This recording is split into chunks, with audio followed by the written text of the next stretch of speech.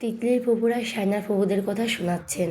তাজদারকে কত বড় খানদারি পরিবারের শিক্ষিত সুন্দরী মেয়ে দিতে বলেছিল। মেয়েটার ছবিও দেখালো, বলল একদম আমাদের বাড়ির মেয়েদের সাথে মিলে যেত। এই মেয়েকে বউ করে আনলে। কিন্তু ভাবি জেদ ধরেছে নাকি বউ করবে, কিন্তু সেই মেয়ে তো নাটক করে কেমনে। তাজদা তাকে বিয়ে করতে রাজি হয়েছে, এই তো বেশি। আমার ভাইপো লাখে একটা।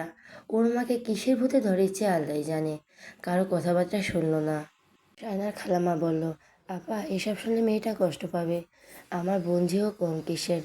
ও পড়াশোনাটা শেষ করতে চেয়েছে। এখনও সবে অনার্স সেকেন্ড ইয়ারে ফাইনাল পরীক্ষাটা দিয়েছে। বয়স 22-23 চলছে। দেখতে টেকতে তো মন্দ না। ওকে আমরা ভালো ঘরে বিয়ে দিতে পারতাম। আনিসের এক বন্ধু তো নিয়ে যেতে চেয়েছিল। শাশুড়ির বদনাম শুনে আমার আপার কথাবার্তা আগায়নি। ভালো করে দিতে পারতেন আপনাদের মেয়েকে, কিন্তু তাজদারের মতো ছেলে পেতেন না। আপনারা তর্ক করতে পারবেন, কিন্তু সত্যি সত্যি থাক আপা, কথা বাড়ালেই কথা বাড়বে। বিয়ে যখন হয়ে গেছে তখন আর কথা না বাড়ানোই ভালো। সব শুনে গা জ্বালা করছিল সায়নার। ঘরে যেতে না যেতেই সে ঘোমটা খুলে ছুঁড়ে ফেললো। শ্বাসটাস সব মুছে ফেলতে লাগলো। বড় ফুফু বলল, কী করছিস? অনুষ্ঠান তো বাকি আছে এখনো। সাজ নষ্ট করছিস কেন? সায়না চেঁচিয়ে উঠে বলল, সবাই বের হও আমার ঘর থেকে। বের হও বলছি। আর কোনো অনুষ্ঠানে আমি থাকবো না। মা বললেন, তাহলে ওরকম পাগলের মতো যাস জামাইয়ের সামনে। ওর বাপ ভাইয়ের হাতে তোকে তুলে দিবে না। জামাইয়ের হাতে তুলে দিবে না। তুই শাড়ি খুলবি না কেন?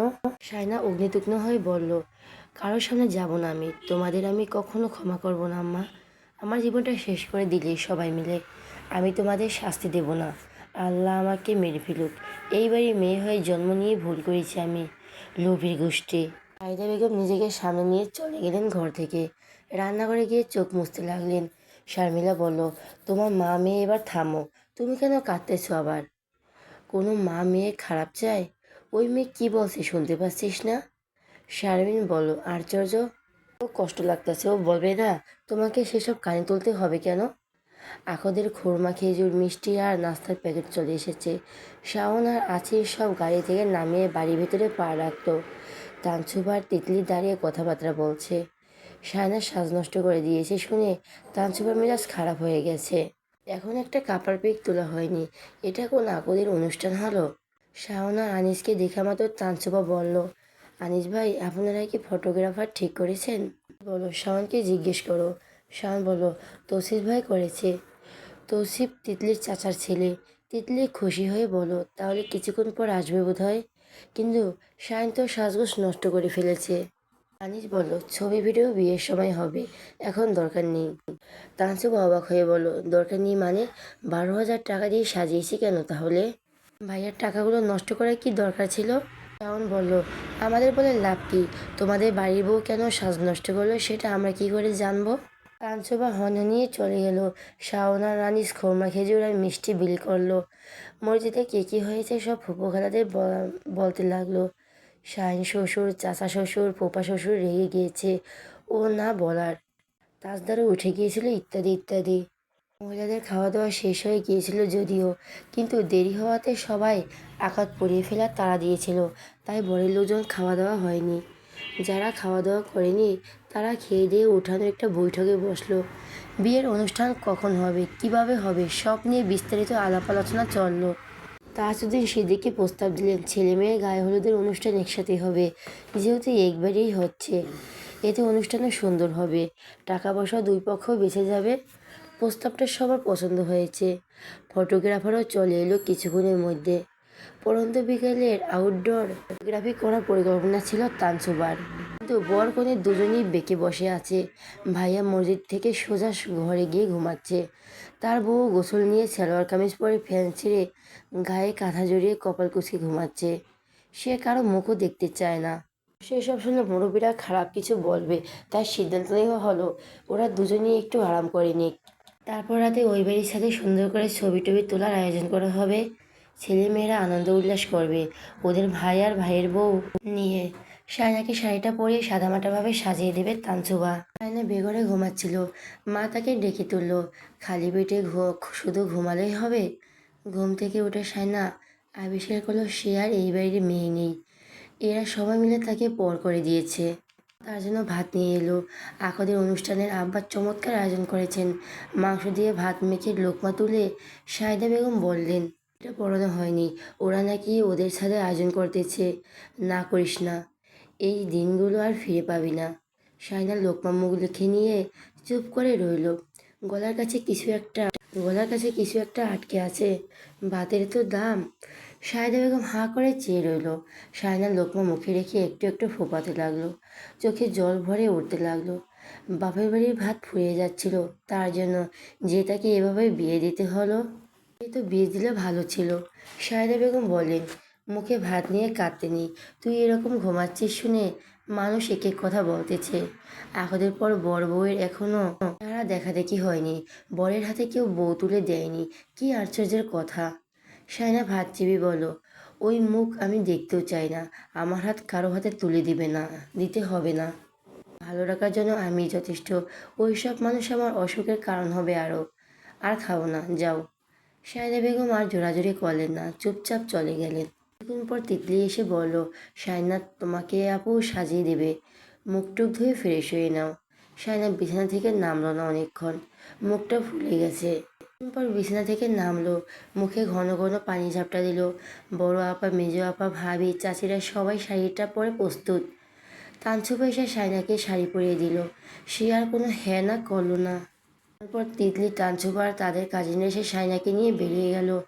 নতুন বউ যেভাবে বাড়িতে প্রবেশ করে, সায়নার পা রাখার সময় সেইভাবেই আয়োজন করে বাড়িতে প্রবেশ করানো হলো।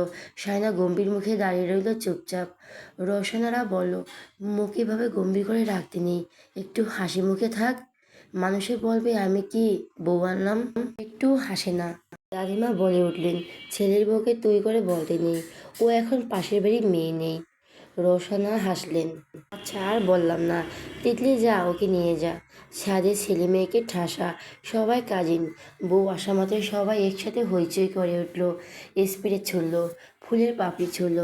বইয়ের প্রবেশ পথটি সবাই মিলে সুন্দর করে ফুল দিয়ে সাজিয়েছিল। সায়না ফুলের পাপড়ির উপর হেঁটে ছাদে পা রাখলো। হঠাৎ আলোর ঝলকানি এসে তার মুখে পড়ল। গরম লাইটের আলোয় সে চোখ কুঁচকে ফেলল। লাইটটা আরও কাছে আসতেই সায়না মুখ ঘুরিয়ে দাঁড়ালো। শক্ত করে তিতলির হাত চেপে ধরে বলল, লেজটা খুলে ফেলবো তিতলি, আমার চোখ জ্বলছে। তিতলি কিছু বলবে তার আগেই সবাই হো হো করে উল্লাসে ফেটে পড়ল। তৌছি পেছন থেকে বলল, পারফেক্ট টাইমে এন্ট্রি। সায়না ধরে রাখা হাতটা ছেড়ে দিয়ে চোখ খুলে তাকালো। সামনে পাহাড়ের মতো দাঁড়িয়ে তাজদার সিদ্দিকী, সেই অহংকারী দাম্ভিক চেহারা, চোখ দুটো নিষ্পৃহ অথচ তীক্ষ্ণ, শক্ত চোয়াল, ঠোঁটের কোণে একটু হালকা বাঁক। এটাই তুচ্ছ তাচ্ছিল্যের একমাত্র চিহ্ন। এমন চেহারা দেখে হাসতে ভয় হয় আর কাঁদতে লজ্জা। এই লোকটা বেশ ভালো করেই জানে সে কতটা ঘৃণার চোখে দেখে তাকে। না জানলেও সায়না এখন যেভাবে তাকিয়ে আছে তাতে তা স্পষ্ট বোঝা যাচ্ছে। সে সব যন্ত্রণা ভুলে গেছে এক লহমায়। তার চোখ মুখ তখন বিস্ময়ের চেয়ে বেশি ক্ষোভ, কারণ সামনে দাঁড়িয়ে থাকা লোকটাই তার জীবনের বড় যন্ত্রণা। চোখের যন্ত্রণা অনেকটাই কমের কাছে। ফটোগ্রাফারের সাথে সাথে কয়েকটা ক্লিক করলো। তাজদার সিদ্দিকীর চোখ ঘুরে গেল। তাকে আর আপাদেরকে যেভাবে আঙুল তুলে ইশারায় বেরিয়ে যেতে বলল টিভির ঘর থেকে, ঠিক সেভাবে একই ভঙ্গিমায় একই আঙুল তুলে সাথে সাথে ভারী গলায় আদেশ ঝালো ক্যামেরাম্যানের ওপর, ক্যামেরা অফ। আগে পারমিশন নেবে ছবি তোলার জন্য রেডি কিনা। এই তিতলি, এদিকে আয়, লেন্স খুলে নে। তিতলি ছুটে এলো। সায়নাকে বলল, লেন্সে প্রবলেম হচ্ছে। সায়নার চোখ অসম্ভব জ্বলছে, তবু সে শক্ত কণ্ঠে বলল, না। ছাদে মোটামুটি সুন্দর আয়োজন করা হয়েছে। ফটোগ্রাফি সুন্দর হওয়ার জন্য তৌছিফ, তানছুবা, তিতলি সব রকমের আয়োজন করেছে। ওদের ছবি তোলার ভীষণ শখ, পারে না সারাক্ষণ ক্যামেরা নিয়ে বসে থাকতে। সায়নার শখ নেই এমন না। সে সায়নাকে প্রথম শাওনকে যখন জ্বালাতো ছবি তুলে দেওয়ার জন্য, কিন্তু আজ তার সব বিরক্ত লাগছে। ইচ্ছে করছে সব ছেড়ে ছেড়ে চলে যেতে, কিন্তু যাওয়া যাবে না। দশটা কথা রটে যাবে। শারমিলা আর শারবিন এসেছে তাদের ছেলে মেয়ে নিয়ে, ভাবিও এসেছে। সায়না তার 3 ভাইকেও দেখলো। মোটামুটি সবাই হাজির। বাচ্চা বাচ্চা ছেলেমেয়েরা নিচে বাজি ফোটাচ্ছে। ছেলে দেখে বাবা চাচারা গর্জন তর্জন শুরু করে দিয়েছে। এই ছেলেগুলোর আর শান্তি নেই, কিছু হতে না হতে বাজি ফোটানো শুরু করবে। বেলা যতটা না উচ্ছ্বাসিত ছিল সবাই, রাতের অনুষ্ঠানে তার চেয়ে বেশি কোলাহল হইচই বেড়েছে। সায়নার এখনো স্পষ্ট মনে আছে, যখন তাদের বাড়িতে কোনো বিয়ে হতো, অনুষ্ঠান শেষ হওয়া অবধি সে বসে থাকতো বিয়ে বাড়িতে। আম্মু ডাকলেও যেত না ঘরে। রাত বাড়ছে, ওদের আংটি বদলটা হয়ে যাক। তোর আব্বারা ঘুমিয়ে পড়েছে, দিন অনেক ধকল গিয়েছে। রসনা এসে তানসুবাকে কথাটি বলল। তানসুবা তিতলিকে বলল, ভাইয়াকে ডেকে নিয়ে আয়। রাজদার সেদিকে ছাদের এক কোনায় আর তার ভাই বন্ধু আর দুলাভাইয়ের সাথে দাঁড়িয়ে কথাবার্তায় মগ্ন। তিতলি গিয়ে ডেকে আনো। তাজদার সিদ্দিকি আসা মাত্রই রওশনার আংটির বক্স খুলে দিল। বলল, এটা পরিয়ে দাও। তানচুপা হাত নেড়ে বলল, ক্যামেরা ওইদিকে ওইদিকে। ফটোগ্রাফাররা ছুটে এলো। শায়নাকে ক্যামেরা দিকে তাকাতে বলল। সে তাকাতে পারল না। লেন্স দুটো তাকে বিপদে ফেলবে, সে বুঝতে পারছে। তানচুপা বলল, এভাবে মুখ নামিয়ে রাখলে ছবি তো ভালো উঠবে না। আশ্চর্য! সে বিরক্তিতে তেতে উঠল। রসনার চোখের ইশারায় ধমকালো। তারপর তাজদার সিদ্দিকে আংটিটা বাড়িয়ে দিয়ে বলল, পরিয়ে দাও। শায়না, আঙ্গুল দাও মা। শায়না কোনো দিক না তাকিয়ে হাতটা বাড়িয়ে দিল। তাজদার সিদ্দিকি হাতটা ধরতেই শায়না আরও গুটিয়ে গেল। তৌসিফ ক্যামেরা ধরে বলল, হাতের দিকে তাকাও। শায়না তাকালো না। শাওন ডেকে বলল, এভাবে দাঁড়িয়েছিস কেন? হাতের দিকে তাকা। শায়না তারপর সহজ হতে পারল না। তৌসিফ এসে শিখিয়ে দিল কিভাবে তাকাতে হবে, হাতটা কিভাবে রাখতে হবে, ইত্যাদি ইত্যাদি। তার হাতটা দিকে তাকালো। তাজদা সিদ্দিকি আংটি পরিয়ে দিতেই শায়না হাতটা ছাড়িয়ে নিল দ্রুত। শাওন বলল, একটু হাস। শায়না অল্প হাসার চেষ্টা করলো, কিন্তু চেহারার মলিন ছাপ দূর হলো না তবুও। আনিস এসে শায়নার হাতে একটা আংটি দিল। তৌচি বলল, বুড়ো, হাত বাড়িয়ে দাও। তাজদা সিদ্দিকি হাত বাড়িয়ে দিল। শায়নার ডান হাত দিয়ে শুধু আংটিটা পরিয়ে দিল দায়সারাভাবে। তৌসিফ চবর্গীয় শব্দ করে বলল, হয়নি। সে এগিয়ে এসে শিখিয়ে দিল কিভাবে এক হাত অন্য হাতে ধীরে ধীরে আংটি পরিয়ে দেবে। আংটিটা আবার খুলে নিল তৌসিফ। তাজদা সিদ্দিকি খুলতে চাইল না। তৌসিফ জোরপূর্বক নিয়ে নিল। শায়না আবারও আংটিটা পরিয়ে দিল সবার মনোমতো করে। তৌসিফ বৃদ্ধাঙ্গুল দেখিয়ে বলল, পারফেক্ট। আবার ঠোঁটে হাসি ফুটল। রওশনা সাহিদা বেগম আর আফসার সাহেবকে ডেকে আনলেন। তাজউদ্দিন সিদ্দিকিও এলেন। তৌসিফ মজা করে সাহিদা বেগমকে বললেন, চাচিমা, আজ মেয়ের হাত তুলে দিলে কিন্তু আমাদের বাড়িতে রেখে দেব। তৌসিফের মা জহিরা বেগম তাকে ধমকালো। তৌসিফ তা দেখে আরও ঠোঁট এলিয়ে হাসলেন। রওশনারা হেসে বলল, কথাটা কিন্তু ভুল বলিসনি, তুলে দিলে রেখে দেব আজকের জন্য। চট করে বলে উঠল, আমি থাকবো না। সবার মনোযোগ কেড়ে নিল তার কথাটা। তাজদার সিদ্দিকেও তাকালো কথাটা শুনে। শায়না গম্ভীর মুখে কথাটি বলেছে। রওশনারা হেসে ফেললেন। ওই দেখো কি বলে মেয়েটা। আচ্ছা বেশ, থাকিস না। বিয়ের অনুষ্ঠানের পর তো এমনিতেই আসবি। বড় মামা, খালু, ফুপু সবাই উপস্থিত হওয়ার পর বরের হাতের উপর কনের হারটা তুলে দেওয়া হলো। তাজউদ্দিন সিদ্দিকী কনপক্ষকে আশ্বাস দিয়ে বলেন, বাড়ির মেয়ে আরেক বাড়িতে এসেছে, এতে ভয় পাওয়ার কিছু নেই। কথাবার্তা তো আমাদের মধ্যে হয়েছে। ভালো রাখার দায়িত্ব শুধু যার হাতে তুলে দিচ্ছেন তার নয়, আমাদেরও। মেয়ে ভালো থাকবে, চিন্তার কিছু নেই। আশরাফের মা, আশরাফের বাপ মেয়েকে নিয়ে একদম চিন্তা করবেন না। আমার বাড়ির মেয়ে এনেছি ভালোর জন্যই। শায়নার বড় মামা বললেন, আপনি একাই সব বলে দিলেন, আমাদের আর কিছু বলার রইল না। ছেলেমেয়েরা ভালো থাকলে আমরা ভালো থাকি। শায়না চোখ নিচে নামিয়ে রেখেছে, নিজের হাতটা ওর হাতের উপর। ওইরকম একটা মানুষ কাউকে ভালো রাখতে পারে, যাকে দেখলে রাগে ঘৃণায় তার আপাদমস্তক জ্বলতে থাকে? সে রাখবে তাকে ভালো? এই বোকার দলগুলো কি জানে এই লোকটা কত লোক পয়সা প্রতিপত্তি দিয়ে মানুষকে মূল্যায়ন করে। তারা যদি আজও দরিদ্র থেকে যেত তাহলে এরা তাদের দিকে ফিরেও তাকাতো না। খানদানি পরিবার সুন্দরী শিক্ষিত মেয়েকে বউ করে আনতো ঢোল পিটিয়ে। এদের সে হাড়ে হাড়ে চেনে। পরিবার এদের সাথে ভালো মানুষই দেখাতে পারে, কিন্তু সে পারবে না। তার মন থেকে ঘৃণা না সরলেও সে কোনোদিন এদের মন থেকে মেনে নিতে পারবে না। তাজদার সিদ্দিকী সে কখনো মাপ করবে এটার কথা ভাবতেও পারে না। অনেকক্ষণ এই হাটটার উপর ছিল। নামিয়ে নিতেই মনে হলো শায়না বেঁচে গেল। সারা জীবন কি করে সে এই লোকটার সাথে থাকবে? শুধু হাতে হাত রেখেছে, এতেই তার দম বন্ধ লাগছে। সবাই চলে যেতেই তাজদার সিদ্দিকী জোর দিয়ে তিতলিকে বলো, তোকে বলছিলাম না লেজটা খুলে নিতে। তিতলি ভয়ে ভয়ে এগিয়ে এসে শায়নাকে বলল, তোমাকে জিজ্ঞেস করছিলাম অসুবিধা হচ্ছে কি না। তাজদার সিদ্দিকী আবারও গর্জে উঠে বলল, আমি কি বলেছি শুনিসনি? তিতলি সায়নাকে চেয়ারে বসিয়ে দুটো আস্তে করে খুলে নিল। সায়নার গাল ভিজে গেল চোখের জলে, অসম্ভব পরিমাণ জ্বলছে। তিতলি তার দিকে ফ্যানটা ঘুরিয়ে দিল, তারপর টিস্যু দিয়ে আলতো করে গাল মুছিয়ে দিতে লাগলো। তবু অসম্ভব বিরক্তি হয়ে বলল, লেন্স পড়ল নাকি কারো চোখে জলে? অদ্ভুত। সায়নাকে কথা শুনিয়ে সরে গেল সে। সায়না একটু পানি খেয়ে জিরিয়ে নিল। তৌছি বলো, সায়না আজ কিন্তু ঘুমাতে পারবে না, অনেক ফটোশ্যুট হবে। না চুপ করে বসে রইল। তৌচি ভাইয়ের সাথে এসে মোটামুটি টুকটাক কথা বলে, আগে বলতো না। তৌচি ভাইও বলতেন না, ওই লোকটা তাদের সাথে কাউকে কথা বলতে দিত না। সবার জন্য ঝাল মিষ্টি জাতীয় খাবারের ব্যবস্থা হয়েছে, জুসের বোতলও আনা হয়েছে। এসব দেখে আশরাফ আপত্তি জানাতেই তানসিমের স্বামী জাহিদ বলল, আমার সম্বন্ধীর একটা মাত্র বউ, থাক, টাকা খরচ করতে দেন। সবাই হেসে উঠল সে কথা শুনে। তাজদা সেদিকে কিছু বলল না। সায়নার বোনের জামাইরা কত কি বলল, তাজদা সেদিকে জবাবে কিছুই বলেনি। চুপচাপ সবার হাসি ঠাট্টা শুনে যাচ্ছে। বড় বড় বক্স আনা হচ্ছে। সায়না একপাশে চুপ করে বসে রইল। শাওন বক্স রেখে এসে বলল, ওই কিছু খাবি? সায়না বলল, বাড়ি যাব। এটাই তো তোর বাড়ি, এর চেয়ে বড় মিথ্যে কথা আর হয় না। এই বাড়িতে তার একটুও আপন লাগছে না। শাওনের কথার জবাবে সে কিছু বলল না, শুধু বলল, একটু ঠান্ডা পানি খাবো ভাইয়া? আচ্ছা দাঁড়া। তাজদা সেদিকে তৌসিফকে জিজ্ঞেস করছিল প্যাকেজিংগুলো ঠিকঠাক আছে কিনা। সম্ভবত যেখানে বড়সড় চিকেন বার্গার, পেস্ট্রি, জিলাপি, সেভেন আপ আর জুসের বোতল আনা হয়েছে সবার জন্য। আরও কয়েক রকমের খাবার এসেছে। ফুরিয়ে এনে এই বক্সগুলো খোলা হবে। শাওন এর তো সব দেখলো না, তৌসিফকে বলল, সায়নার জন্য একটা জুসের বোতল দাও তো। তাজদা সিদ্দিকী বার্গার, পেস্ট্রি বক্সও বাড়িয়ে দিল। শাওন সায়নাকে সেখানে থেকে ডেকে বলল, মনি বার্গার খাবি? সায়না মনে মনে তাকে বকা দিল। এক ঝাঁক মানুষের সামনে জিজ্ঞেস করছে বার্গার খাবে কি না। সবাই তার দিকে তাকিয়ে আছে। সায়না কিছু বলল না। শাওন তার জন্য এক গেলা খাবার নিয়ে এলো। সায়না শুধু জুসের বোতলটাই নিল, আর কিচ্ছু নিল না।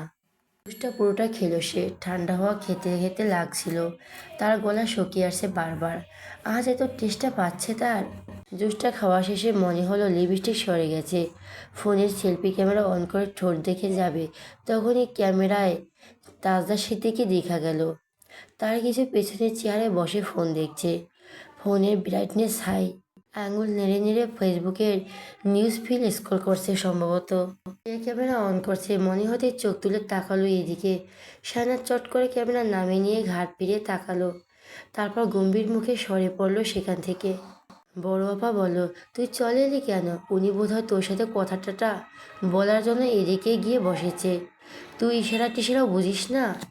আকাশ হয়ে পড়ল, অবাক হয়ে বলল, আমি কথা বলবো? মেজ আপা দ্বিগুণ অবাক হয়ে বলল, আজব, তুই কথা বলবি না তো কে বলবে?